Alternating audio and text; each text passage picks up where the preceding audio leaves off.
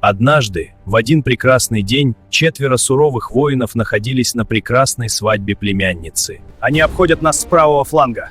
Выстроили идеальную линию. Если мы не ударим прямо сейчас, мы потеряем все. Темир-ага. Какие фланги? Какая армия? Врагов же нет на горизонте.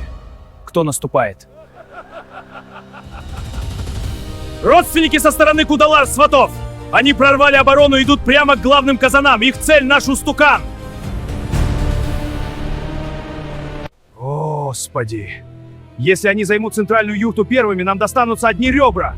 А я с самого утра в доспехах парюсь, ничего не ел. Слушай мой приказ. Тайчар, отвлекаешь родственников и женщин разговорами. Болот, а мы вдвоем прорываемся по центру и берем Бешбармак в кольцо.